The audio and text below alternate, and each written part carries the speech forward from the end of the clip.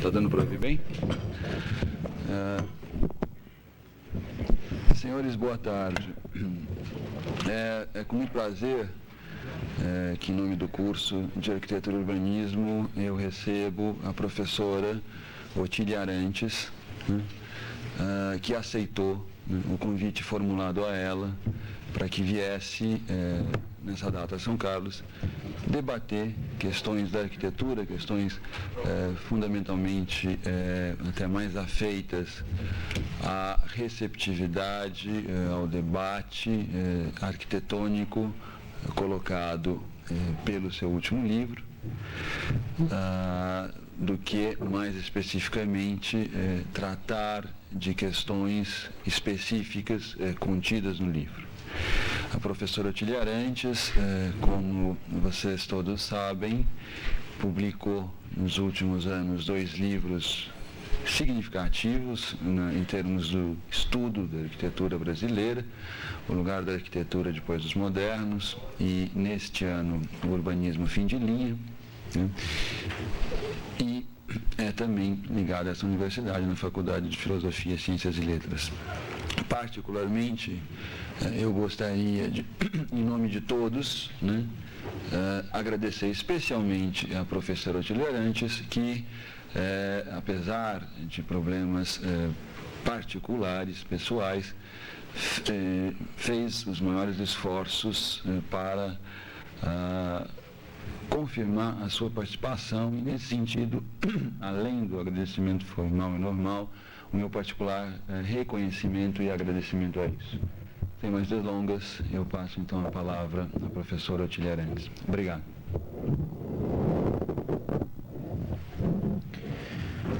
Bom, eu agradeço o convite e digo que é com muito prazer, apesar dessas circunstâncias adversas que me fizeram quase desistir de vir ontem à meia-noite, que eu confirmei a vinda, porque me sinto, eu dizia para o Manuel outro dia, muito em família aqui. A maior parte dos professores foram meus alunos na FAU. Houve um momento, inclusive, que acho que todos eram meus alunos. Depois chegou o Carlos, o Manuel, chegou o Hugo, foram chegando outros que não foram meus alunos. Mas houve um momento em que que todos eram alunos. Me lembro de uma que chegou um dia na aula e disse: eu sou a única que ainda não fiz seu curso, então estou aqui. Fazia parte do programa de formação dos professores, parece. Mas, enfim. Então, isso me dá muito prazer de voltar a encontrá-los aqui. E também por uma outra circunstância curiosa. Quando eu, pela primeira vez, falei em urbanismo em fim de linha, a primeira faculdade de arquitetura que me convocou para discutir esse urbanismo em fim de linha e me explicar foi justamente São Carlos. Foram vocês. E isso fazem 6 anos.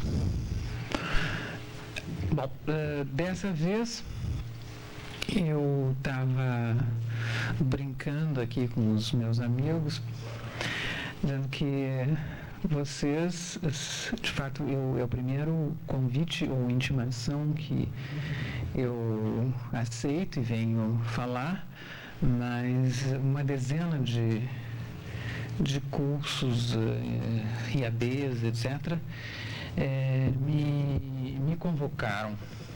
Eu estou me sentindo um pouco como, enfim, tendo que as CPIs me explicar esses horrores, essas ordures que eu digo sobre urbanismo aí no meu livro.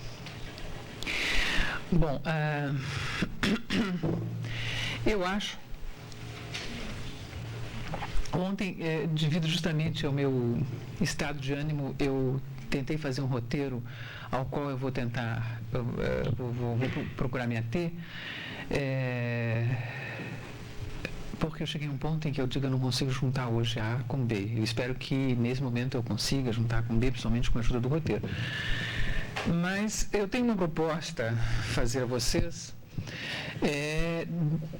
Não discutirmos todo o livro, isso é, centrarmos aqui o nosso debate, pelo menos hoje, na questão do urbanismo. Eu acho que ficaria um pouco dispersivo discutirmos tudo. Em grande parte das coisas que eu discuto na segunda parte, obviamente, tem a ver com a primeira parte, mas o que eu tenho notado, e por isso eu brinco tanto com intimação, etc., é que há uma certa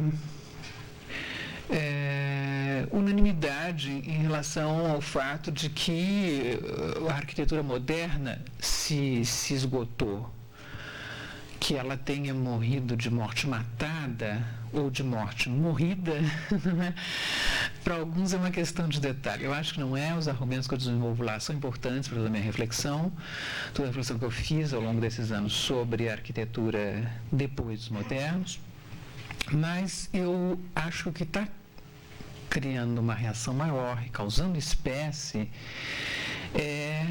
o que eu digo sobre o urbanismo. E aí, nem tanto o que está escrito sobre o urbanismo, mas o título Urbanismo em Fim de Linha.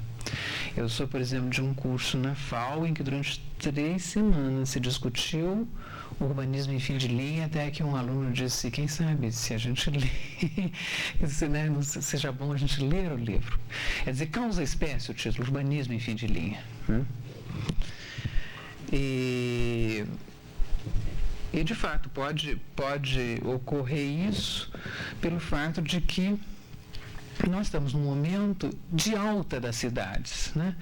Hoje elas são tidas como os atores ou os protagonistas ou outros eufemismos no gênero do processo de globalização.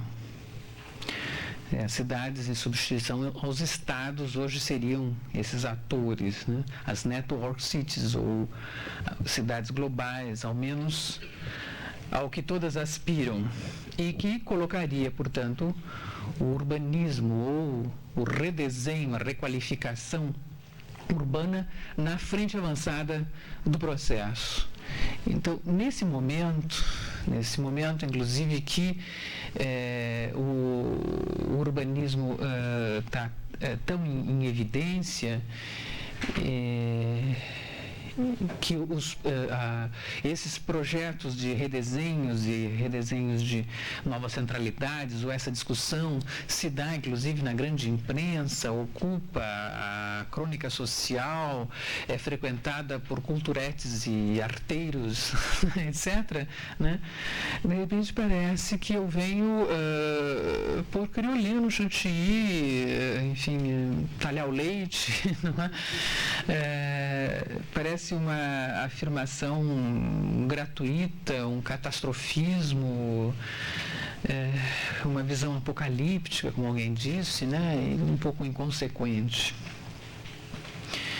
Pois tantos arquitetos, inclusive arquitetos tão prestigiosos, estão mais do que nunca empenhados em projetos cidades, né? Ou em reabilitar, depois de uma fase que foi uma fase de antiplanificação e de suspeitas quanto ao urbanismo, a ideia de plano. Claro que, noutros termos, não mais do movimento moderno, né? E agora chamado em geral de planejamento estratégico, planejamento de terceira geração, etc. Ora, é sobre isso que eu gostaria de conversar com vocês. A partir do meu livro e chegando até a discussão dessas novas estratégias que nem estão ainda no meu livro, mas nas minhas últimas falas. Quer dizer, eu realmente não desconheço as mudanças ocorridas, mas incluo também, e digo mais, incluo com mais razão ainda esse surto urbanístico empresarial dessa terceira geração, como vem sendo chamada a geração de urbanistas desse final de século, alinhados ao que eu estou chamando de pensamento único sobre a cidade, ou modelo que procura se impor como hegemônico. Uma hegemonia já é um pouco estranha, uma imposição, né? Uma espécie de catecismo básico do urbanismo martelado em nossos ouvidos pelos seus promotores. Eu incluo também essa terceira geração, esse surto urbanístico na crítica que venho na contramão desenvolvendo. E vejam, isso não, de forma nenhuma, em nome de um nada a fazer. Isso eu digo várias vezes nos meus textos, disse várias vezes nas minhas falas, mas as pessoas insistem se não há uma proposta concreta, porque então não tem saída nenhuma, não se faz nada, acabou a profissão. Não. Muito menos em nome de um anti-urbanismo, mas seguramente em nome de algo que se oponha radicalmente ao que vem sendo feito em nossas cidades em nome ou com o nome de urbanismo. De fato, no meu livro, eu trato das duas outras gerações, a do planejamento urbano moderno e a dos projetos pontuais, o que hoje retrospectivamente estão chamando de primeira e segunda geração. Esse meu texto de 93, que foi uma conferência na Bienal de Arquitetura, Urbanismo em Fim de Linha, justamente começa dizendo que desde o colapso da ideia de planificação global da cidade, como se sabe, considerada pelos modernos a mais acabada expressão da organização racional do espaço habitado coletivo, a um só tempo trunfo da modernização capitalista e prefiguração da socialização que ela parecia antecipar, as intervenções urbanas vêm se dando de forma pontual, restrita, por vezes intencionalmente modesta, buscando uma requalificação que respeite o contexto, sua morfologia ou tipologia arquitetônica e preserve os valores locais. Este é ao menos o discurso que acompanha tais iniciativas. Em nome dessa fraseologia da modéstia a todo custo, chega-se até mesmo a advogar a causa surpreendente de um urbanismo anárquico ou a fazer apologia da cidade caótica, plural como uma colagem fragmentária, soft, etc, etc. Aí eu digo, cabe perguntar se não se está substituindo a ideologia do plano por uma outra, a ideologia da diversidade das identidades locais, em que os conflitos são escamoteados por uma espécie de estetização do heterogêneo recoberto pela transformação da superfície desencantada, na acepção de Max Weber, dava essa dimensão chave do mundo moderno, essa expressão que ele designava essa superfície desencantada das nossas cidades em cenários fascinantes de uma sociabilidade viva que há muito tempo deixou de existir em virtude justamente desse traço desertificante da modernização. Essa é a introdução do meu texto, mas esse é o mote de uma série de textos que eu vinha escrevendo e de falas que eu vinha fazendo e que estão inclusive no outro livro. E aí uma coisa curiosa, quer dizer, no outro livro, eu de fato, quer dizer, há um percurso, não há dúvida que há um percurso nos meus escritos, né? Eu, naquela conferência de 87, que abre o outro livro, Arquitetura Simulada, e apesar do esforço que eu faço de pensar todas as manifestações arquitetônicas depois modernos como fazendo sistema, né? E de uma certa maneira, diz a orelha, e é um pouco a verdade, quer dizer, é o primeiro grande balanço dessa arquitetura feita no Brasil, mas eu acho que o mais importante não é isso, quer dizer, é o primeiro esforço de mostrar como arquiteturas tão diversas, não é, obedeciam a mesma lógica. Então, eu ponho lado a lado manifestações ou obras que, em princípio, eram consideradas incompatíveis, tendências completamente diversas, né? Como o caso de um Eismann, ao lado de uma arquitetura high-tech, ao lado dos contextualistas, da arquitetura revival, né? E ao terminar, eu faço uma ressalva que eu não devia ter feito. Mas naquele momento eu fiz uma ressalva a respeito do contextualismo, que eu chamei de contextualismo crítico, né? Isso, inclusive, criou a escola. Depois eu me senti muito responsável lendo um manifesto de Belo Horizonte, né, intitulado Contextualismo Crítico. Né?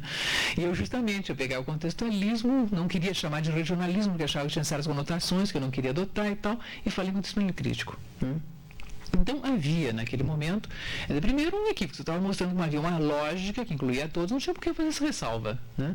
Em segundo lugar, porque eu acho que a minha função é justamente fazer uma análise crítica, né? Tentar pensar quais são as implicações, em que contexto, né, essas experiências se deram, e não apontar caminhos. Né? Isso eu acho que cabe aos arquitetos, aos urbanistas, os que trabalham na área, é óbvio. Né? Então eu me lembro que depois de passar por aqui a conversa foi muito cordial, depois eu fui para Bauru, e também por conta disso, aliás, já aí, o urbanismo em fim de linha, eu acabei a falar de Bauru, né? Dizendo, não, mas olha, vocês vejam, pode tal e tal coisa ser feita, tal outra, etc. E eu entrei na sala dos professores quando um belo professor dizia, ela não devia ter feito a parte propositiva. Eu disse, tá aí. Eu realmente, não devia fazer parte propositiva. Não é minha função, não é essa, realmente não é essa. É dar os elementos críticos, ajudar a pensar, né? O que está acontecendo, interpretar essas manifestações arquitetônicas e urbanísticas, e depois é na própria prática que essas coisas vão sendo definidas. É como alguém dizer, bom, você é contra o capitalismo, mas você tem um modelo alternativo de sociedade? Isso não tenho. Então, calha a boca. Né? Não. Eu tenho que fazer a crítica. Não tem modelo alternativo. Espero que se encontre esse modelo. Mas na prática, enfim. Já estou me defendendo. Vocês veem que eu me sinto um pouco na berlinda. Mas, enfim, não só para dizer que eu acho que, salvo nesse primeiro texto em que eu caio em tentação de, entre os arquitetos, as manifestações arquitetônicas, eu realmente acho que o caminho está por aqui, não é? Nos outros, eu já me dou conta que também, não é? Esta é uma falsa alternativa, em todos os outros textos. Né? Isso porque alguns tentam contrapor esse livro ao outro, e de fato houve uma reação diferente a esse livro e do que ocorreu em relação ao outro. Né? O outro fez uma carreira muito tranquila. Né? Ele saiu, né? Foi adotado nas escolas, foi elogiado em todas as resenhas, saiu na lista dos 10 mais no Jornal do Brasil, de férias de fim de ano, da Folha, etc. Sucesso, né? Reeditado, sem dizer nada. Né? Eu acho que quer dizer, uma pessoa percebeu que foi o editor do SEBRAP. Em um dos textos eu tinha publicado na revista do SEBRAP, que era os dois lados da arquitetura francesa pós-Coburg.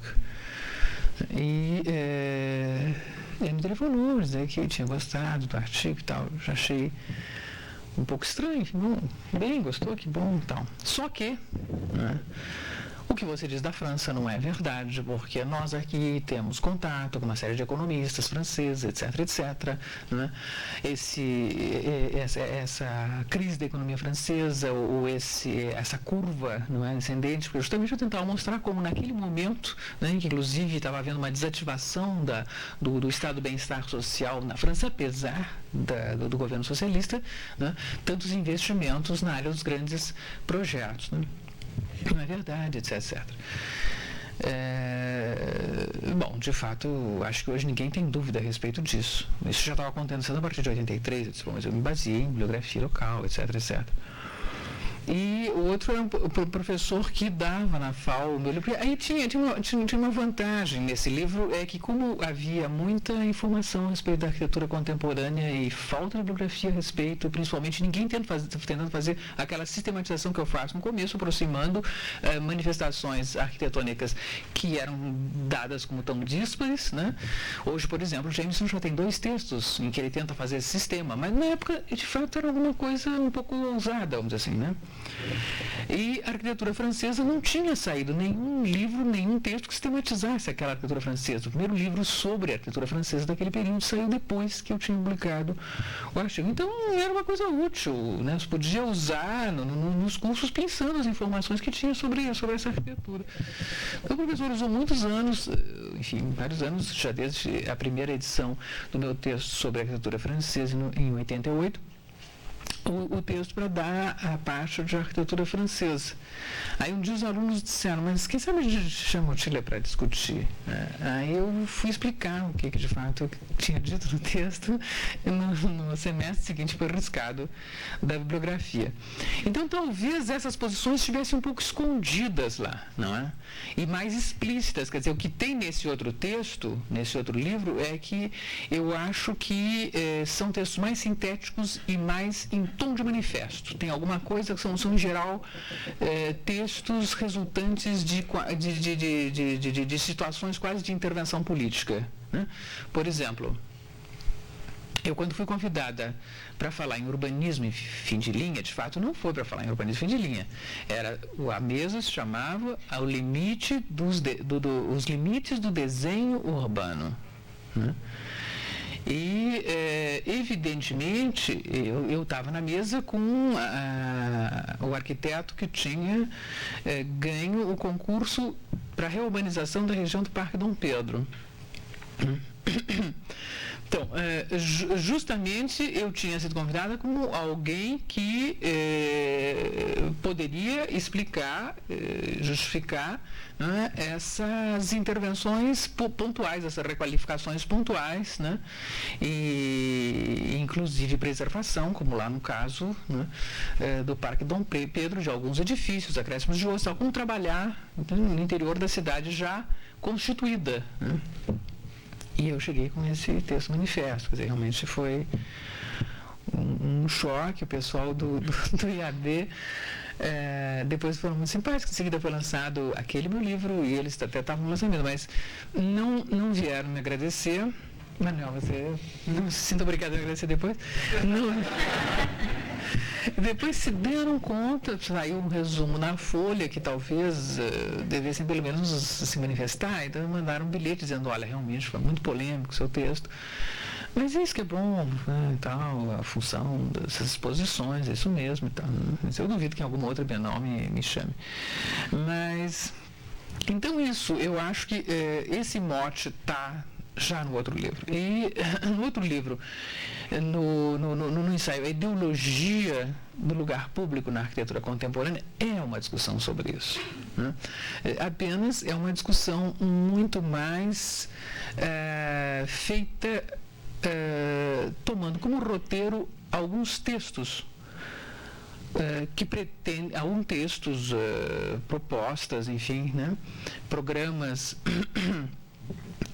alternativos à cidade moderna, que de alguma maneira tentassem recompor ou reconstruir uma vida urbana que as cidades modernas teriam inviabilizado. E aí, então, o meu roteiro nesse livro, boa parte dos que assistiram meus cursos fizeram justamente esse curso, foi em 91, começava já com o Camilo Zitt, né? Contemporâneo Camilo Zitt, o Zimmel, né? A leitura do Walter Benjamin, também pegando o século XIX, etc., né? E depois, quer dizer, a crítica já às cidades modernas, propostas, como no caso não desses dois críticos, evidentemente, mas no caso do Zimmel, né, de recompor espaços de vida urbana, espaços que de alguma maneira permitissem espaços públicos, uma vida pública, né? E depois pulava para depois da guerra e todas as tentativas do pós-guerra, passando então pelos teóricos do lugar, né? Mas ao fazer esse roteiro, eu ao mesmo tempo ia expondo as posições desses teóricos do lugar, as diferentes propostas, desde da mudança de posição no interior mesmo dos ciãs, da perda de hegemonia do pensamento urbanístico corpesiano, vamos dizer assim, né? Passando pelo Gideon, pela coisa da monumentalidade, depois os italianos, etc., e chegando ao regionalismo crítico. Mas simplesmente como um roteiro sempre, não é, questionando as referências, questionando, enfim, de um ponto de vista mais teórico e conceitual, o que estava sendo proposto.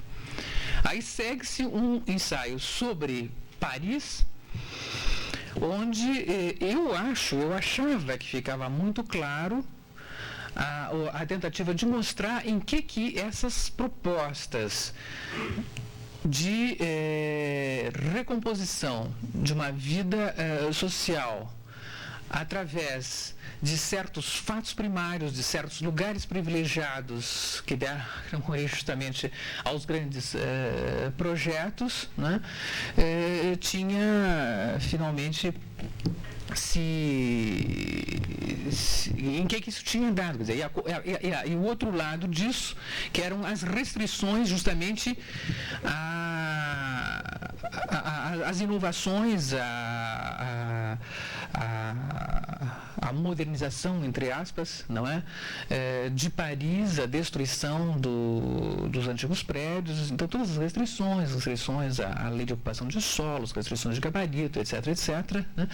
A arquitetura modesta, respeitosa do entorno, que passasse desapercebida, como dizia o Paul Samparc, etc., né?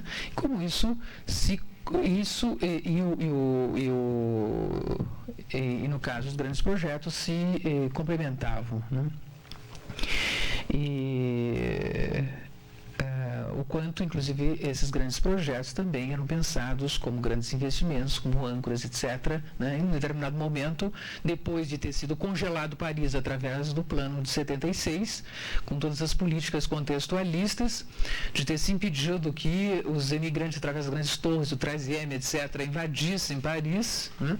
Se liberava de novo para a especulação imobiliária, mudava-se o plano de ocupação dos solos, aí imaginando uma recuperação do leste parisiense através dos edifícios inteligentes, das grandes torres, e no meio, como sempre, um grande monumento, a biblioteca, já rompendo com qualquer gabarito, né, aquelas grandes torres, e participando e utilizando essa infraestrutura que seria necessária para esses prédios, e aí se falava em terciária avançada, etc., como se você, de repente, dentro de Paris, pudesse ter uma pequena tecnopólis, ao mesmo tempo ser além de ser, como diriam hoje os teóricos, enfim, os planejadores estratégicos, uma nova centralidade,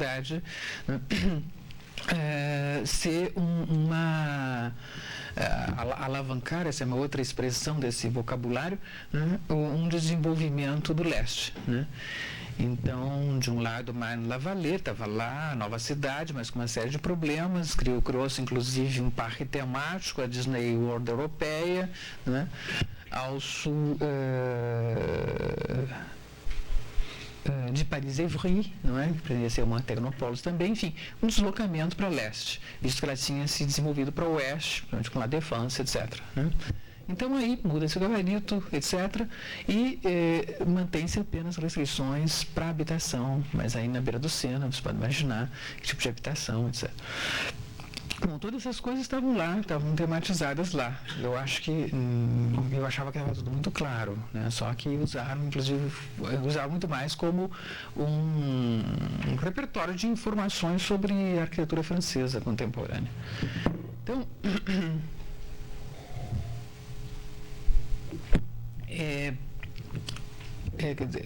desde a crítica da ideologia do lugar público, da ideologia da Gemeinschaft, da vizinhança,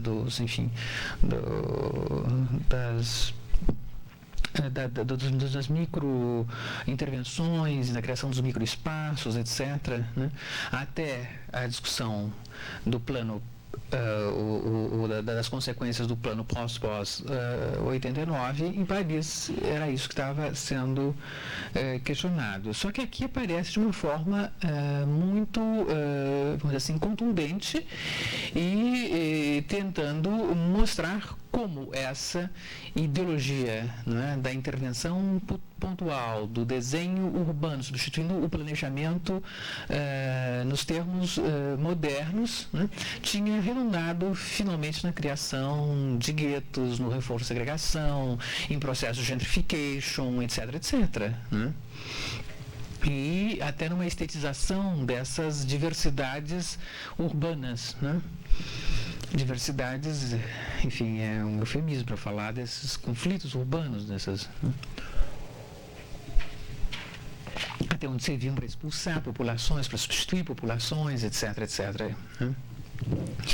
E aqui um pequeno parênteses: quando eu falo em ideologia, eu não estou em nenhum momento pensando num recurso bastardo, numa ingenuidade dos arquitetos que pretendiam fazer resistência. Enfim, todo esse movimento veio, né, na esteira dos movimentos contestadores dos anos 60, e de repente deu nisso, né? Não é ingenuidade, não é má fé, né? Eu falo em ideologia no sentido clássico de ideologia, e eu explico isso ao longo do meu texto. Quer dizer, de fato, o que está ocorrendo é inclusive o desaparecimento da ideologia, ou seja, eu penso a ideologia como um princípio ativo importante no capitalismo, quando ele ainda tinha pretensões de, através da modernização capitalista, civilizar o mundo, né? E isso está, aliás, textualmente, deixa eu ver,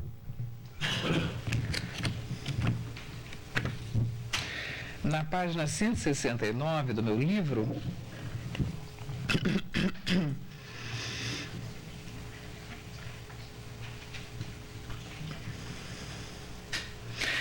Contudo, aqui o paradoxo maior dessa tendência de repensar a cidade como lugar ou conjunto de lugares, como repertório simbólico diretamente associado a vivências da comunidade local ou como sedimentação de valores grupais acumulados no tempo, os teóricos do lugar tinham em mente uma estratégia de resistência. Na verdade, sua obsessão pela arquitetura da cidade como forma-lugar resultava de uma consciência aguda das patologias da cidade moderna, expressava a vontade de corrigi-las mediante a recomposição de um vínculo orgânico que o deserto moderno desfizera. Só aos poucos foi se... Isso já está no texto sobre a ideologia do lugar público e está no texto sobre a França, etc. Só que aqui eu estou tematizando e explicando. Só aos poucos foi se explicitando o que havia de ideológico naquela virada polêmica. E digo não no sentido convencional, no termo meramente apologético, nesse que é do senso comum, enfim, as pessoas usam ideologia nesse sentido, né? Mas, em grande parte, naquele utilizado por Marx na ideologia alemã, título sob o qual visava não os representantes do atrasado status quo alemão, mas justamente o pensamento mais avançado na Alemanha da época e que, no entanto, encarnava uma falsa alternativa radical, mais ou menos como fará mais tarde Lukács ao ressaltar um momento afirmativo da apologia indireta, como preferia dizer, das vanguardas artísticas.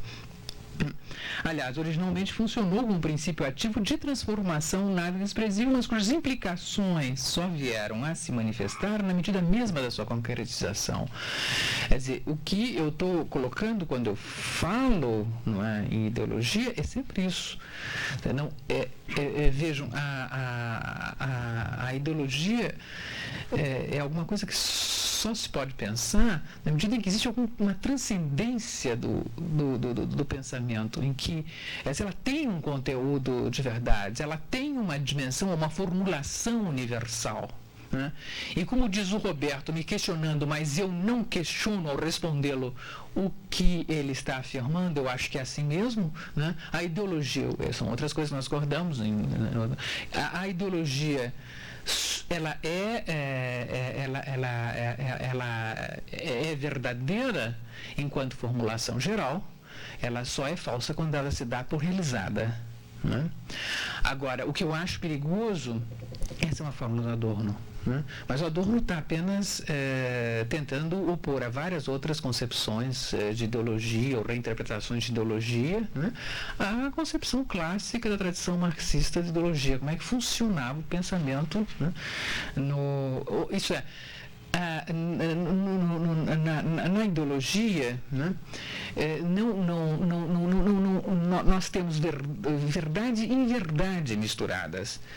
Nós temos uma pretensão de universalidade, mas ao mesmo tempo, né, a realidade aparece envolta num véu, ela não aparece completamente. As mediações não estão claras para quem a formula. Portanto, não há nem má fé, não é? Não há principalmente ingenuidade, né? E não é um recurso espúrio, né? Estou usando o vocabulário que foi utilizado para comentar meu livro. Não é nada disso, muito menos eu penso em termos de fatiamento do mundo em infra e superestrutura. Então, essa coisa acho que precisa ficar claro, porque senão, de repente, na leitura do livro parece que, bom, todo mundo foi bobo, foi ingênuo, não viu o que tinha, não viu mesmo, mas não originalidade, quer dizer, quem não apostou, aqui pensando um pouco na discussão sobre a arquitetura moderna, só que eu não vou me deter nela, quem não apostou, né, nessa utopia moderna, né? Quem não apostou? Agora, é claro que nós não podemos, na ideologia, separar a verdade do erro. Não tem como você querer... E o mesmo na arte. Quando o Adorno fala em ideologia na arte, né? E aqui só um parênteses, quer dizer, eu uso muito livremente o Adorno, eu não estou aqui fazendo dele o catecismo, mas quando ele fala em ideologia, isso choca um pouco, mas como? Quer dizer, então, eu resíduo crítico. Não, mas justamente as coisas estão misturadas. E o problema é tentar separá-las. Se eu na arte quiser botar o resíduo crítico de um lado e a falsidade, o que seria ideológico do outro, como se aquilo também não tivesse misturado, eu vou matar a arte, ou qualquer obra, né? E se no caso da arte a gente ainda pode pensar numa aparência estética, né, em que o mundo outro aparece como uma alternativa imaginária, talvez ainda se possa, né, acreditar que entre a intenção e a realização haja uma certa distância. Na arquitetura não, nós temos já o objeto realizado e, vamos dizer assim, na medida mesma da sua realização, introduzido no mundo material, da reprodução material da vida, etc. Agora, mesmo na arte mais abstrata ou na literatura, eu acho que sempre há esse componente. É impossível você dissociar disso. Ela tem sempre um referencial, ela é o outro em relação a alguma coisa, né? E aí ela, de uma certa maneira, sempre no interior dela mesma, reproduz a lógica desse mundo ao qual ela se opõe, não é? Até o ponto dela incorporar totalmente. Aí já não é mais arte. Pronto, acabou. Né? Ou chegamos ao limite da modernidade. O que o meu livro coloca um pouco é isso, quer dizer, se nós não batemos no limite dessa transcendência da arte, dessa possibilidade de transcendência da arte, mesmo que ela seja relativa, né? Ou seja, se a administração avassaladora da cultura hoje está inviabilizando a dimensão crítica da arte, está inviabilizando a arte no sentido que nós a entendíamos modernamente como uma esfera que tinha uma certa autonomia, né? Isso é um mote recorrente também nos meus textos. Bom, essa questão, só para eu chegar, enfim, no que eu acho que mais incomoda os arquitetos, que é as alternativas que hoje estão sendo colocadas e que parecem que de repente eu estou mesmo considerando como não sendo alternativas, né? Eu, no texto seguinte, que é a cultura da cidade, animação sem frase, isso de uma certa maneira é tematizado, ou seja, o quanto a ideologia, a bem dizer, não existe mais. Quer dizer, não é nem mais preciso esta frase, esta, quer dizer, mediação do discurso. É como se a ideologia e o mundo tivessem convergido de uma tal maneira que as coisas, aí usando a expressão do Adorno, que muitos outros autores passaram a usar, a ser a ideologia delas mesmas, a fazer a autopropaganda. Quer dizer, isso o Adorno utiliza num texto bastante antigo dele, né? Inclusive falando da arquitetura. Depois isso é tomado pelo Guy Debord, pelos teóricos do espetáculo, pelo Baudrillard, né? Aparece um pouco no James, etc., e a fonte é um pouco esquecida, né? Acho que eu cito tanto a ponto de achar que eu sou uma discípula fiel do Adorno. Mas essa transformação da ideologia em alguma coisa de outro que já é a publicidade, né? Então já não há mais nenhuma transcendência. Na medida em que a pressão do sistema obrigou todo produto a utilizar a técnica da publicidade, esta invadiu o idioma, o estilo da indústria cultural. Sua vitória é tão completa que ela sequer precisa ficar explícita nas posições decisivas. Ele dá um exemplo dos edifícios monumentais das maiores firmas. Sendo isso há 50 anos atrás, imagino que ele não diria hoje diante desses edifícios. Publicidade petrificada sob a luz dos holofotes, estão livres de reclames publicitários e exibem, no melhor dos casos, em suas ameias, brilhando lapidarmente dispensadas do alto elogio, as iniciativas da firma. Quer dizer, isso, né? Bom, aí ele analisa os prédios do século XIX, etc. Enfim, se vocês estiverem interessados, é a dialética do esclarecimento. Mas outra coisa que eu acho que esse meu texto acrescenta, e isso eu acho que é algo realmente, aí eu me penitencio, né? É a tentativa que eu faço, me penitencio em relação aos outros textos, por isso eu retomo muitos dos outros textos e trago todos eles para essa discussão da cultura da cidade, animação sem frase, né? O quanto este turno que se deu na arquitetura, do planejamento moderno para as intervenções pontuais, o chamado desenho moderno, os projetos dos microespaços, né? Deu-se dentro do registro de um cultural turn, né? Quanto a cultura passou a ser um ingrediente indispensável na reprodução material da vida. Isso eu digo me penitencio porque eu acho que eu ainda fazia a discussão anterior dentro dos termos em que a discussão estava posta. Ou seja, sem fazer a crítica radical à própria forma em que a discussão estava posta.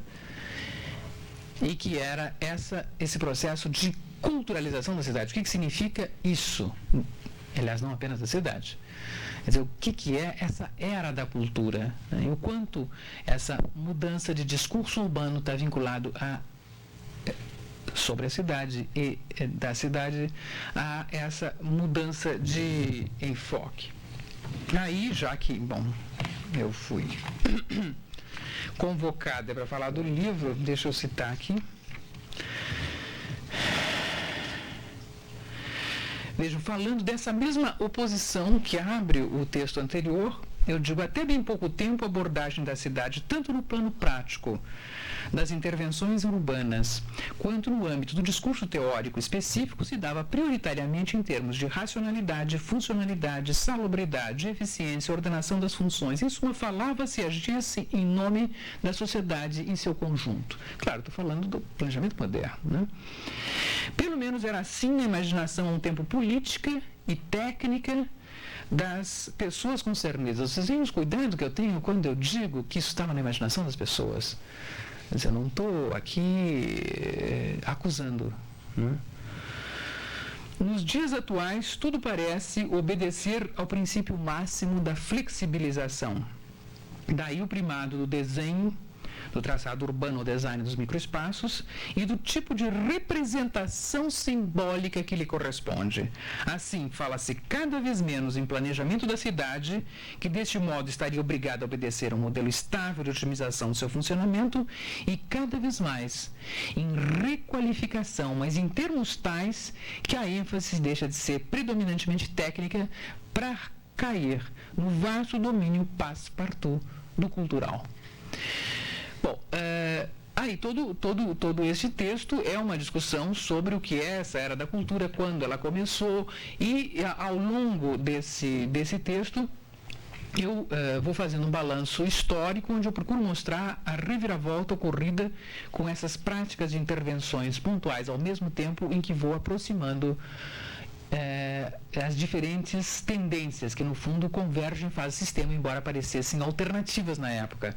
Então, vai do grupo Tendenza, né, dos italianos, espanhóis, franceses, que fazem parte desse grupo neorracionalista na Europa, dos anos 60 e 70, a um Roberto Venturi, dos contextualistas, a um Eismann, ou seja, das teorias do lugar, as do não lugar, ou desconstrucionistas, e isso tudo da seguinte maneira, e aqui, como esse trecho foi pensado por uma das resenhas, eu gostaria de voltar a citá-lo. Mas aí sem tirar pedaços. Essa mundialização do capital, para chamar a coisa pelo seu verdadeiro nome, que é econômica, tecnológica, midiática, quer dizer, ao longo desse processo histórico, então eu fui mostrando que esse processo de flexibilização tem que ver com o capitalismo avançado, etc. Quer dizer, é um momento em que muitas dessas questões foram esclarecidas para todos nós com textos como o do Harvey, que eu acho que é o mais fundamental. Gera descompassos, que é que o nome da loja midiática gera descompassos, segregações, guetos multiculturais e multirraciais, ao mesmo tempo que desterritorializações anárquicas, crescimentos anômalos e transgressivos. Verdadeiros focos explosivos que devem esgotar suas energias numa entropia intransitiva, numa guerra interna generalizada de facções e gangues, enquanto consomem e exportam formas culturais religiosas cada vez mais sincréticas, criando uma vaga sensação generalizada de reconciliação democrática, em geral vida eletrônica.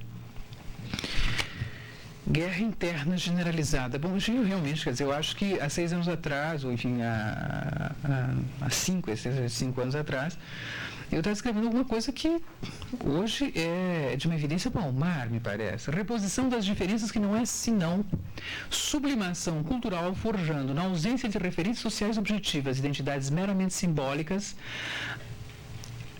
E, além do mais, as novas tendências estruturais de crise da regulação social, o desmonte dos Estados nacionais, transformam os alegados valores locais em mercadorias a serem igualmente consumidas e recicladas na mesma velocidade em que se move o capital.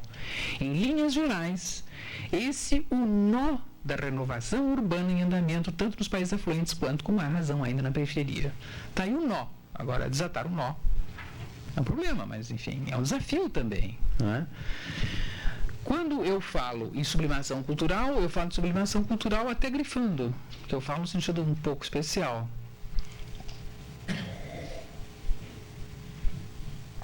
E claro que eu sei que para o Freud, a sublimação, ou pela sublimação, podem ser resolvidos certos conflitos, ou certos impulsos destrutivos podem ser canalizados, né, em manifestações socialmente aceitáveis, entre elas a arte. Agora, quando se trata de conflitos sociais, né, canalizá-las ou transpô-las para um plano de integração social sem nenhuma base material, ou seja, uma reconciliação que se daria num plano puramente virtual, eu acho que é grave. Aliás, eu vou dizer para vocês, eu acho que já é grave pensar a arte só como sublimação, porque mantê-la num nível meramente subjetivo. Justamente não existe no Freud uma teoria da arte, existem algumas sugestões a respeito da arte, e manter nesses limites a arte é empobrecê-la enormemente. Quer dizer, se não vimos a forma como alguma coisa que dá, enfim, a arte como dando forma ao social, cujo conteúdo é o social, não é? E apenas com projeções ou resoluções de complexos individuais, né? Como a análise que ele faz do Da Vinci, e evidentemente é muito pobre para dizer, isso não dá conta da arte de jeito nenhum. Agora, eu acho que essa expressão sublimação foi ampliada, o sentido dessa expressão, por alguns críticos da cultura. Então, de repente, por exemplo, Marcuse usa sublimação para pensar a transcendência da arte, a esfera separada da arte. E justamente o processo de dessublimação, para ele, né, é um processo negativo, é um processo repressivo. Quer dizer, aquilo que as vanguardas tanto, né, aquelas tanto aspiraram, que seria a descompartimentação da arte, teria acabado por quer dizer, teria se dado sem que isso revolucionasse o mundo, né? Ao contrário, o que teria acontecido é que essa negatividade vamos dizer assim, descompartimentada, liberada, não é? Essas potencialidades que estavam canalizadas na arte, liberadas, né, funcionaram como forma de repressão. Então, a administração da cultura se dá em grande parte para a liberação desses impulsos. Então, essa dessublimação é repressiva. E, nesse sentido, para ele, então, a sublimação tem, não é, um papel, enfim, positivo nesse sentido de crítico, não de integração, né? Ao contrário, a dessublimação é que seria integradora. Mas ele ampliou o conceito de sublimação.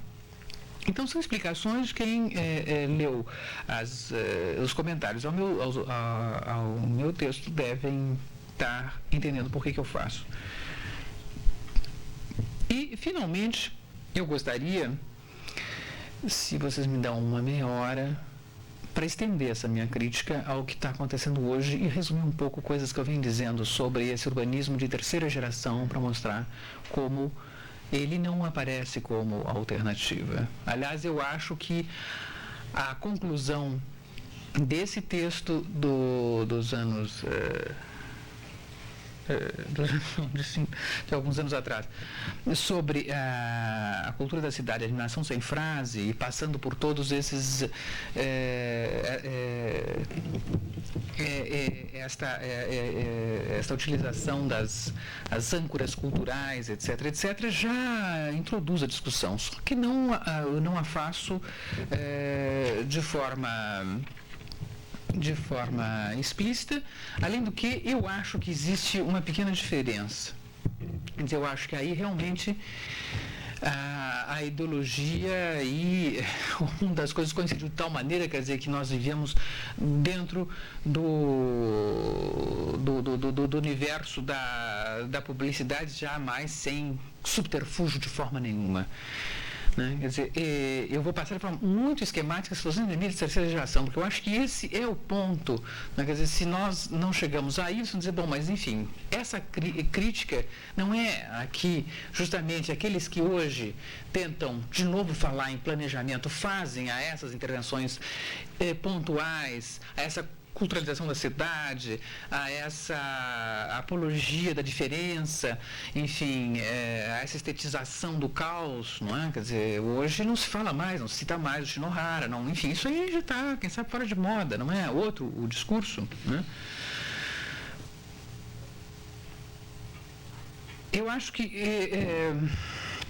uns 10 anos para cá, então, alguma coisa mudou, mas que não desautoriza a crítica, inclusive porque agora essas iniciativas, como eu dizia, assumem de vez e sem qualquer subterfúgio o seu papel de instrumentos de inserção positiva das cidades nas networks a que nós nos referíamos bem no início aqui, quando começamos a nossa fala.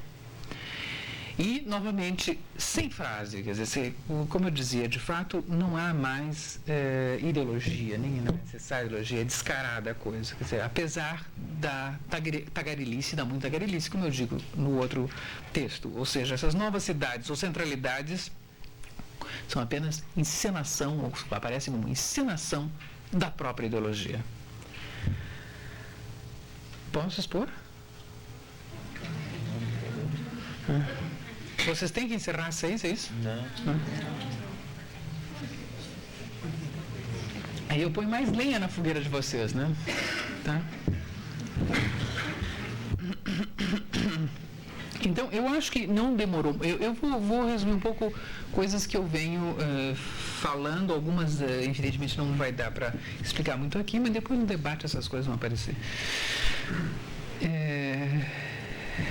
Não demorou muito para uma tal política urbana, essa de que eu vinha falando, centrada, ao menos no início, né, na ideologia multicolorida da diferença, viesse a revelar a fragilidade daquela urbanização de segunda geração, sem modelos fixos, estetizando guetos, reforçando a fragmentação urbana, de sorte que, visando depelar as novas patologias da cidade na era dita pós-moderna, foi se cristalizando um novo ciclo de gestão urbana.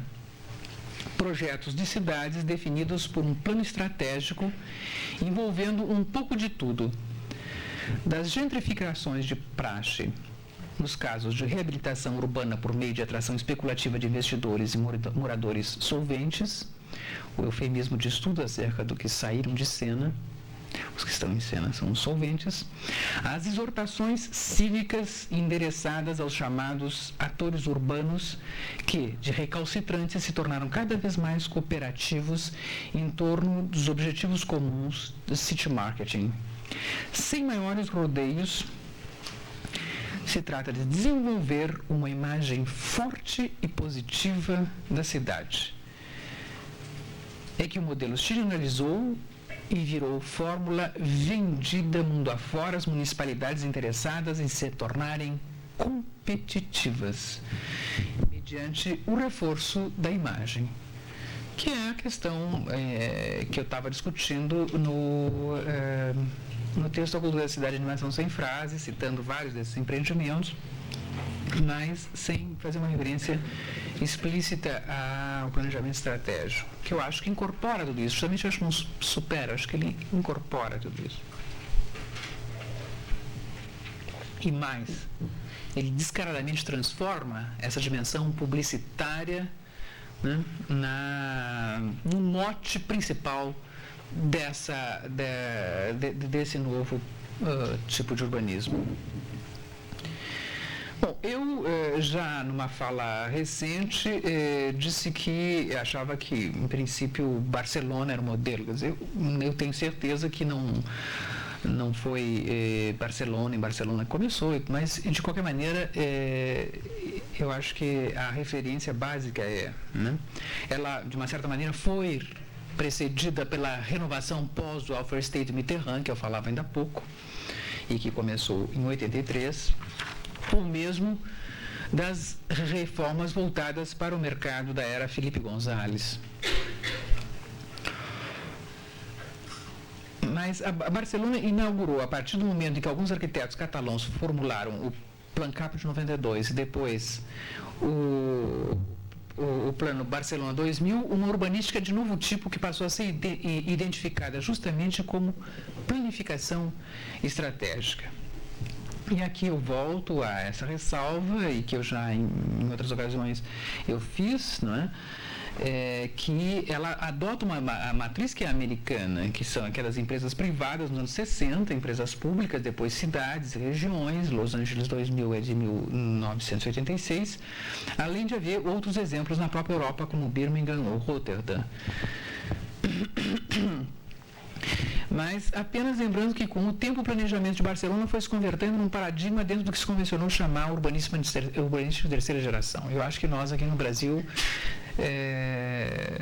precisamos começar realmente a discutir a sério isso, porque esse pacote está, vocês sabem, chegando aqui, já chegou aqui. E eu acho que outra coisa em que Barcelona inovou nessa fórmula de image making, né, nessa coisa de utilizar a publicidade, nessa reconversão empresarial das cidades, foi o fato de, usando o jargão próprio a esse planejamento estratégico, encontrar uma resposta competitiva específica, ou seja, o aproveitamento estratégico de um mega evento internacional. No caso, como vocês sabem, foram as Olimpíadas de 92. Sem o que, possivelmente, a Fórmula Barcelona não teria convertido na atual vitrine do admirável mundo novo da globalização. O êxito da empreitada logo tornaria os grandes eventos mais um ingrediente indispensável na nova fórmula. Eu vou voltar ao assunto, mas eu gostaria de aqui enfatizar o caráter empresarial dessa proposta de urbanismo de terceira geração.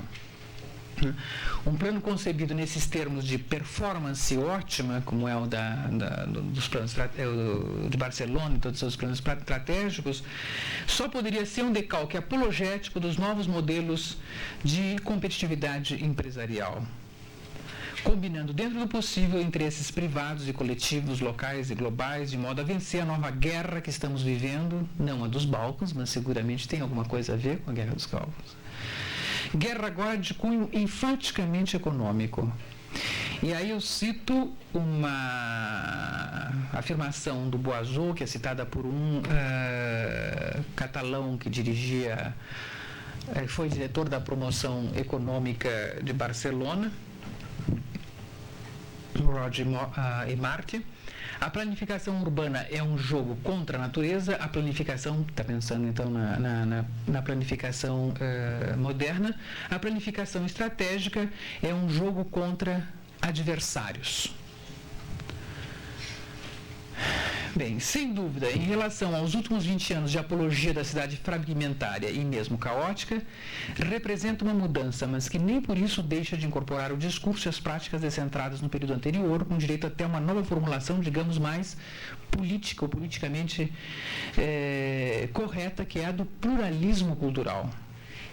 Isso na falta de uma alternância realmente política, me parece.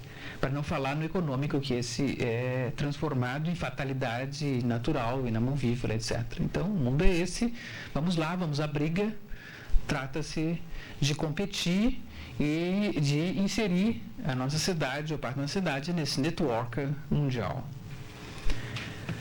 Bom, eu não vou aqui entrar em detalhes do que ocorre em Barcelona, o que eu faço em outros textos, inclusive porque é uma experiência bastante conhecida de todos vocês.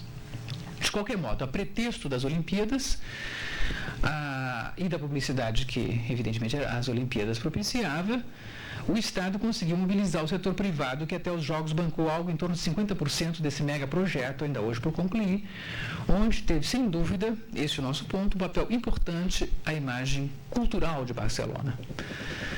Quer dizer, como vender Barcelona, aí entra a cultura e o marketing cultural. E tudo, obviamente, com vistas a uma imagem prestigiosa da cidade, voltada sobretudo para o exterior, em função da competitividade sistêmica na qual Barcelona se lançava, o que obrigava a se mostrar à altura das novas exigências do desenvolvimento do terciário avançado a uma arquitetura up-to-date, a ponto de incluir toda uma série de edificações que seguissem o padrão das novas centralidades empresariais das megacidades. quanto mais peças no monstruário, melhor, porque afinal o que estava na vitrine era a própria capital da Catalunha. E aí não há de ter pesado pouco a convergência, eu acho, entre tradição e ultramodernidade no caso de Barcelona. E aí eu faço até uma ressalva em... vamos dizer assim,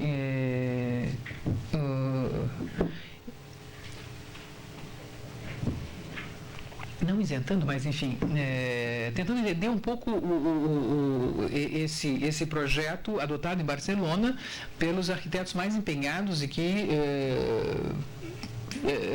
de esquerda e que vinham de uma tradição, de uma enfim, política de resistência ou coisa assim, né? E talvez, digo eu, o sucesso de Barcelona, eu já dizia isso num seminário ocorrido ano passado, em que eu, falando mais detalhadamente de Barcelona, anotava essa evolução que ocorreu em Barcelona, aqui não vou expor. O relativo sucesso decorre dessa situação limite, quer dizer, um certo momento de num certo momento ter podido combinar, vamos dizer assim, regionalismo crítico e neo ou ultramodernismo, teoria do lugar e planejamento estratégico. E isso eu acho que não só por uma opção desses arquitetos urbanistas, que, insisto, eram pessoas não só bem intencionadas, de esquerda e tudo mais, progressistas, mas seguramente por se estar vivendo num período de transição, quer dizer, eu acho que, ao menos de relativa indefinição, tanto quanto ao futuro de Barcelona, como da Espanha, da Europa, até mesmo do mundo no processo de globalização. Ao se concretizar e generalizar, no entanto, acabou por desvendar sua base real, antes ainda um tanto nebulosa. As cidades transformadas em novos atores sociais complexos, usando a expressão deles, não passam de balcões de negócio. Aí resta saber como atuam nesse novo receituário de planificação nitidamente empresarial, a cidade do empreendimento, como fala o Peter Hall, que num certo momento ele foi crítico dessa... criticou esses arquitetos, criticou diretamente essa tradição neomarxista, na qual incluiu Castells, mas que depois acabou escrevendo textos com Castells, que é um dos sistematizadores dessa nova proposta, desse novo urbanismo, enfim. Então, como é que atuam aí as gestões culturais? Isso é, como é que a busca de identidades locais se incorporou a uma estratégia de inserção global? Ou ainda, como entender a reposição reforçada do viés culturalista, a verdadeira âncora da nova estratégia de planificação, que em princípio está destinada a conter a nova desordem urbana, até então estilizada pelos mais cínicos em esteticismo? Ou seja, em outras palavras, por que o novo planejamento urbano, por isso mesmo dito estratégico, por ser novo em relação às intervenções modestas do período anterior e contrastante por desenterrar e pelo menos reabilitar em outra chave, é claro, uma expressão derivada da falida ideologia do plano, não só relançou, como manteve o foco na alegada dimensão cultural do impulso dito também historicista do paradigma prevalecente durante a fase de reação ao naufrágio histórico do movimento moderno, que é justamente aquela fase que hoje os historiadores ou os próprios urbanistas descartam como tendo sido da segunda geração. É claro que a pergunta perderia sua razão de ser se houvesse uma incompatibilidade de princípio entre o caráter sistêmico funcional da ideia de estratégia e a fragmentação a ser respeitada ou induzida inerente à valorização da diferença, com a qual, por definição, o cultural se confunde enquanto esfera refratária à homogeneidade imposta ou requerida pela velha ideologia da ordem. Em outras palavras, invertendo a sequência estratégia, cultura, políticas urbanas de matriz identitária podem ser estrategicamente planejadas, para mim parece algo como calcular o espontâneo ou derivar a integridade ou autenticidade de uma escolha racional quando o que está em pauta são ponderações do tipo custo-benefício, qualidade, preço, etc. Bom, com isso já estamos avançando no enunciado da questão, a confluência, como a própria terminologia corrente já indica, de políticas de image making, na mais trivial acepção marqueteira da expressão, mesmo que na origem da formulação estivessem os mais progressistas e bem intencionados propósitos. E, enfim, estou falando aqui dos gestores do Plano Barcelona, né? Quem diz image making está pensando, queira ou não, em políticas business oriented, para não falar ainda em market friendly, quer dizer, amistosas em relação ao mercado e suas expectativas. Estamos diante, portanto, de algo que está em continuidade com esse turn cultural ao que eu me referia no ensaio sobre cultura da cidade de animação sem frase, datava dos anos 60, citando Jameson, e no qual eu tentava incluir, né, o turn urbanístico, mas já num outro patamar. Talvez pudesse falar num segundo turno do cultural turn. Isso é, tendo em mente justamente essas mudanças que se deram nos anos 60, os movimentos libertários daquela época, e que em prática não daram nas teorias do lugar, etc., e que teriam sido, então, o primeiro turno. Esse segundo turno, portanto, no qual essa famigerada mudança de paradigma em todos os níveis da regulação econômica e da filosofia, coincidiria, enfim, com a sua verdade, no fundo, a verdade do nosso tempo, a lógica dominante, para falar feministicamente, da barganha generalizada, própria da integração social pelo valor de troca, em que tudo se negocia. Aliás, sobre essa relação direta entre lógica da cultura e do capital, devo dizer que não vejo conflito algum entre esses dois diagnósticos. É uma coisa que eu venho dizendo nas minhas falas. Eu não acho que, de um lado, dizer que nós estamos num atual estágio da sociedade de consumo em que a cultura, antes esfera autônoma e separada, tornou-se coextensiva à sociedade, que por isso mesmo passa a ser denominada sociedade do espetáculo ou da imagem, esteja em conflito com essa outra, que nessa mesma sociedade em que tudo é cultural, a economia irrompe não só como instância determinante, mas como princípio de dissolução de todas as relações humanas no estritamente econômico. Na verdade, a realidade que é uma só, ora é vista como inteiramente cultural, ora como puramente econômica, ou por outra, como dirá Jameson, ao entrar no debate nos anos 80, trata-se de uma falsa oposição. Tudo é cultural, obviamente, por razões econômicas. E eu acho que isso é alguma coisa que, de fato, é próprio desse segundo cultural turn, ou desse segundo turno do cultural turn. Nós estamos dentro do mesmo jogo, vamos dizer assim, estaríamos numa segunda fase do jogo. E eu não tenho explicado muito isso, em textos que estou escrevendo, isso aparece de forma muito circunstanciada. Eu vou aqui numa frase, ou muito rapidamente, situar esse segundo turn. Eu acho que depois do rescaldo 68, em que dominou a fórmula do urbanismo mitigado, nós chegamos na década de 80 com o apogeu do que se chama de Reaganomics. Isso é, do keynesianismo militar da era Reagan, da Guerra das Estrelas e vitória na Segunda Guerra Fria, mais culminância do caráter financeiro do novo padrão de acumulação, só então globalizada, via desregulação dos fluxos, etc. Ao mesmo tempo, primeiro momento de vigência intelectual do teorema tudo é cultura ou tudo cultural. Enfim, da era do simulacro, da imagem, etc., etc., já anunciada pelo Guy Debord nos anos 60, mas que, de fato, eu acho que só se realiza plenamente nesse momento. Em todo caso, me parece que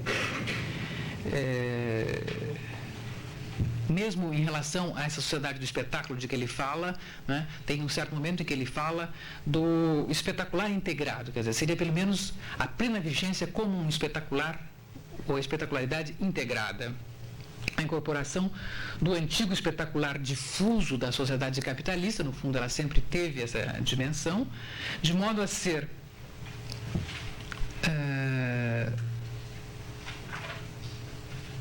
sempre teve, na medida em que sempre teve essa dimensão de propaganda também, né?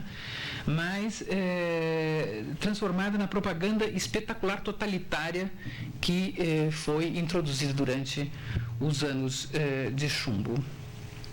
Assim, nós entramos então num segundo turno do Cultural Turner, em que é a metamorfose, superação e conservação do momento anterior, e que eu, como dizia, já citava e analisava no livro Urbanismo e Fim de Linha. E que, como eu dizia há pouco, eu analisava na esteira dos movimentos dos anos 60. Agora, Aufhebung movida a autoparódia totalmente involuntária. Autoparódia na medida em que a retomada disso hoje já é do nível da paródia. Então, eu estou sempre tentando refazer um certo movimento onde essa confluência, como eu falava para você, assim, encontro entre a ideologia e a realidade vai se dando. Se no plano das cidades antes assistimos a uma espécie de estetização das culturas de resistência, à medida em que são investidas tanto no âmbito privado quanto no público, enquanto recursos expressivos disponíveis, surtos museológicos, etc., a mise-en-scène das particularidades que se destacavam sobre o fundo de um geral sistêmico ao qual, em princípio, se reagia em nome do que fora sufocado pela modernização, que nem por isso deixava sequer um instante de prosseguir em sua marcha schumpeteriana de criação destrutiva, agora testemunhamos uma segunda transmutação do cultural, que é a sua transfiguração assumidamente empresarial. Porém, não em detrimento do impulso estetizante anterior, porém realçando e elevando a um novo patamar.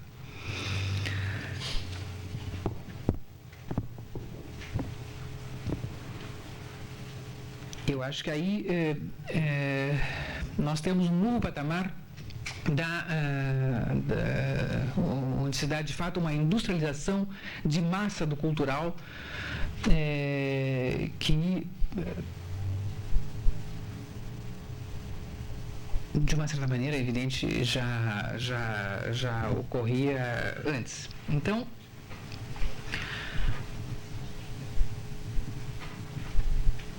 bom, sei lá, talvez o fato de fazer uma ciência tão rápida trunca o raciocínio, mas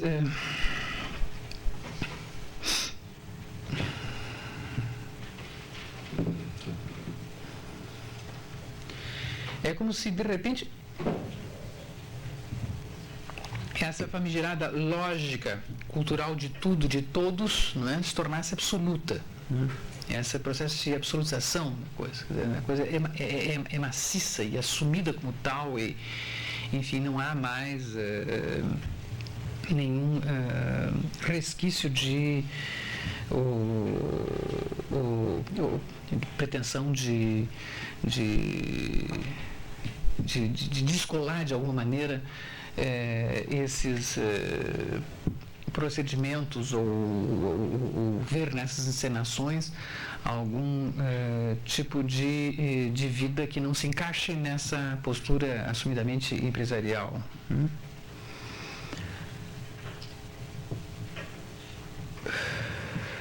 Bom,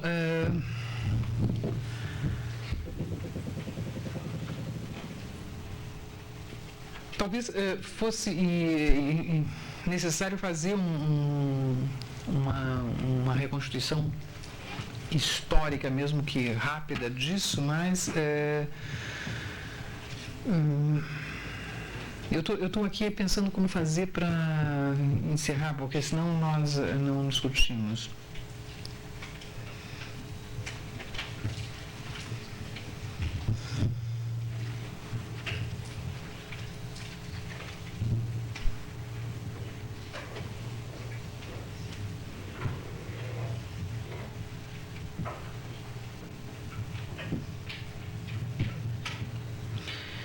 Bom, eu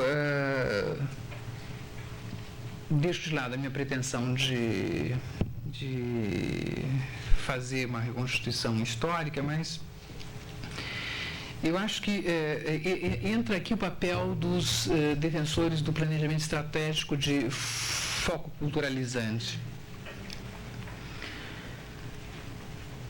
Se as cidades, graças a um hábil plano estratégico, se tornam um ator político, um sujeito, portanto, o protagonismo desse último, por mais usurpado e teatral que seja, só pode estar ancorado numa identidade, mesmo se construída estrategicamente. Ora, as identidades, desde o pós-68, são censées ser apenas culturais, fechando o ciclo desse planejamento que culmina a inflação de matriz urbana desde a origem do cultural. Voltando, pois, ao ciclo de sempre, a nova ideologia, agora com aspas, do plano estratégico cultural, ou em tempo fraseologia de legitimação, é induzida pela observação das novas morfologias, como por sua vez faz semblant, faz de conta, derivar de uma teoria geral da nova idade da informação, da qual a cidade informacional nada mais seria do que um capítulo relativo ao espaço e expressão urbana da Nervous Society.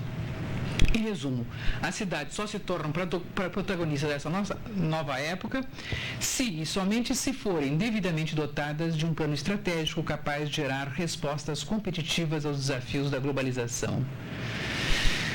Aspas de clichê, tudo isso é evidente, né? Esse é o teorema padrão que um projeto cidade de última geração deve demonstrar a cada oportunidade de renovação urbana que porventura se apresente na forma de uma possível vantagem competitiva a ser recriada.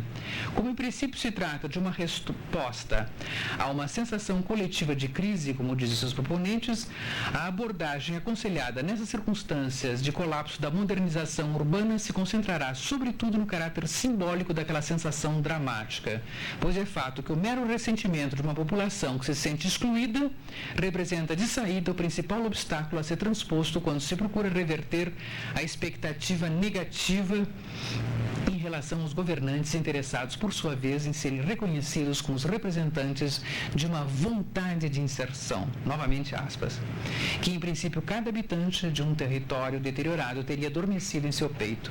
Como também se trata, antes de tudo, de um empreendimento de comunicação e promoção, compreende-se que a âncora identitária recaia de preferência na animação cultural. E aí não faltam exemplos óbvios a esse respeito, né?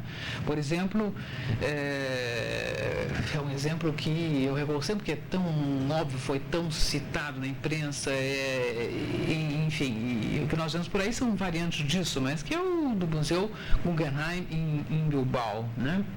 Merece um bom exemplo do fenômeno realidade que se tornou sua própria ideologia, né?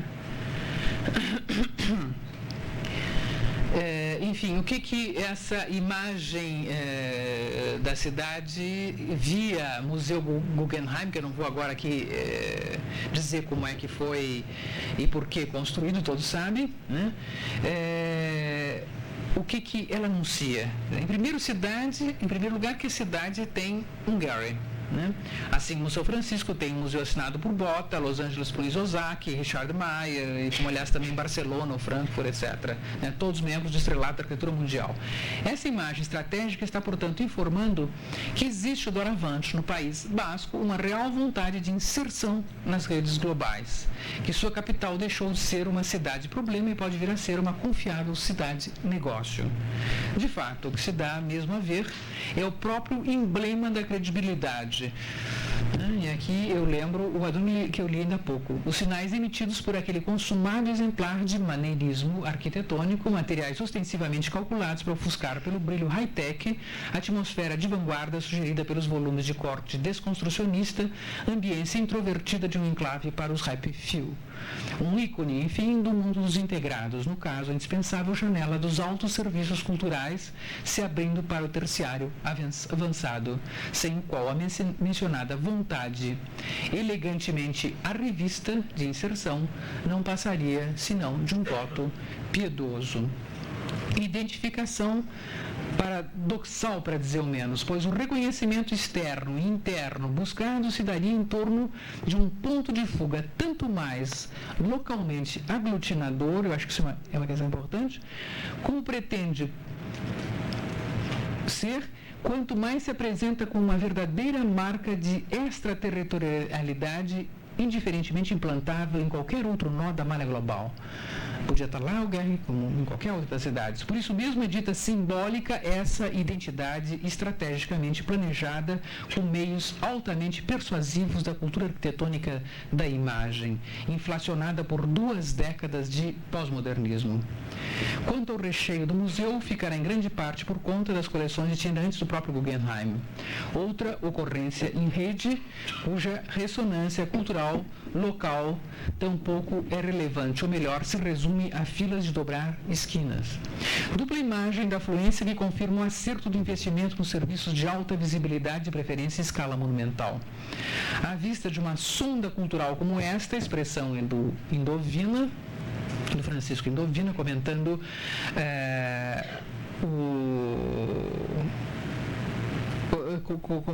a Expo Mundial de Lisboa, em 98, uma agência internacional de avaliação de risco concluiria que no País Basco os governantes finalmente resolveram pensar global para agir local, como manda a boa gramática gerencial. Indovina poderia acrescentar que o lançamento daquela sonda, um museu mais chamativo do que o seu acervo adventício, deve ter sido projetada como quem aproveita uma ocasião. Enfim, estamos no balcão de negócios. Rara em tempos de escassez, em geral vista como uma fatalidade sistêmica, para inclusive pôr em marcha processos banais de valorização especulativa e consequente expulsão, troca de populações, etc, etc, etc. Por isso eu dizia, essas estratégias incorporam os procedimentos anteriores que nós vimos criticando.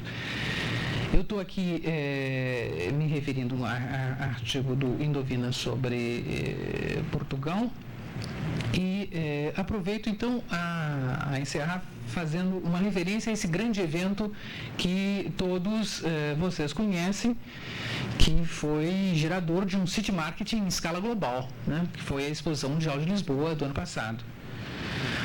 Como se sabe, trata-se de um imenso parque temático, algo como um mega aquário comemorativo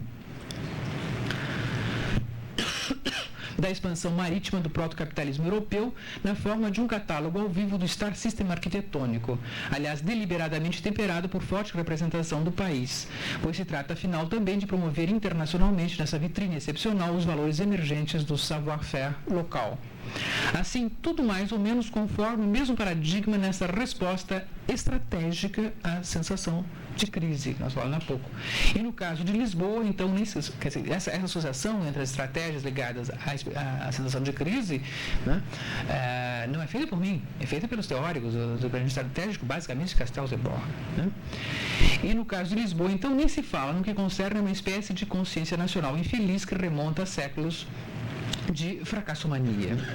Por meio de um grande evento internacional, aliás, na sequência de outros, sua promoção à condição de capital cultural em 94, de acordo, portanto, com o novo paradigma, um acontecimento planejado para servir de embrião da reconversão urbana de uma vasta zona industrial e portuária de Lisboa, ao lado das previsíveis variações espetaculares em torno dos temas marítimos e derivados, põe-se, contudo, o seguinte paradoxo: como fazer cidade mediante um evento excepcional?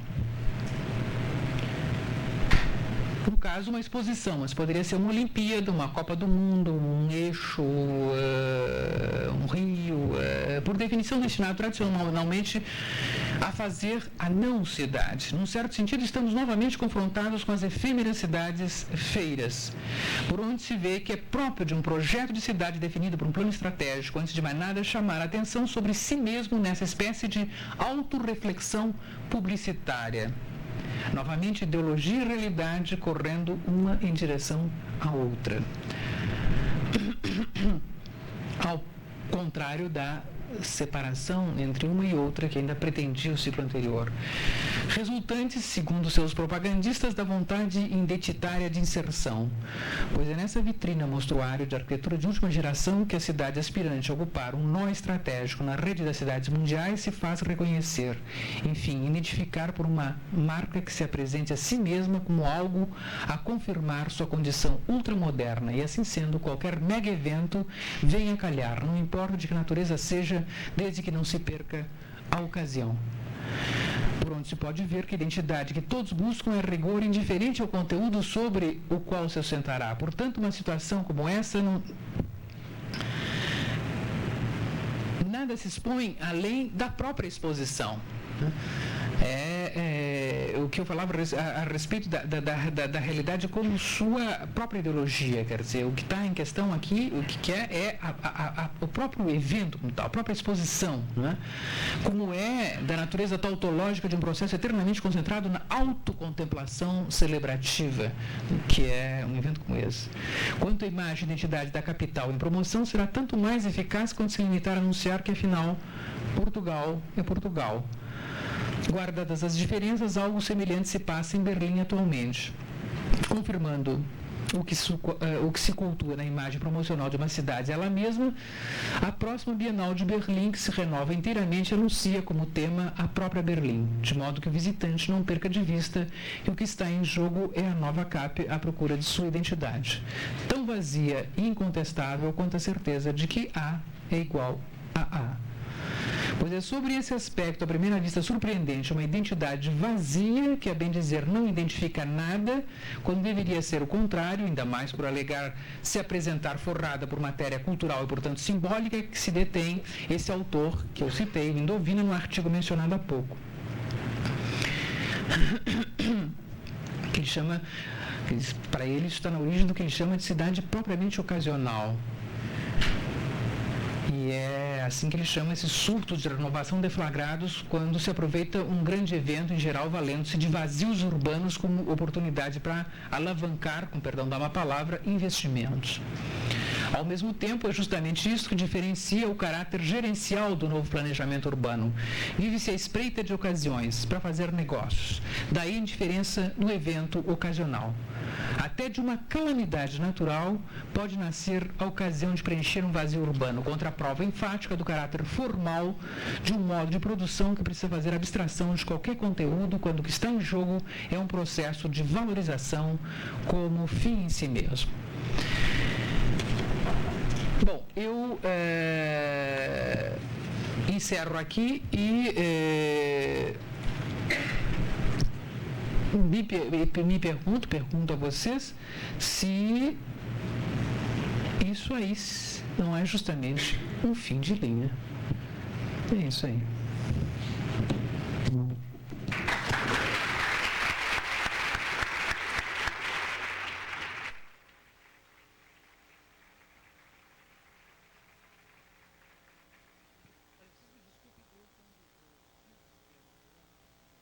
Coisas que eu já tinha falado e montei minha fala, eu não tive tempo nem de cronometrar. Quando estava saindo da impressora,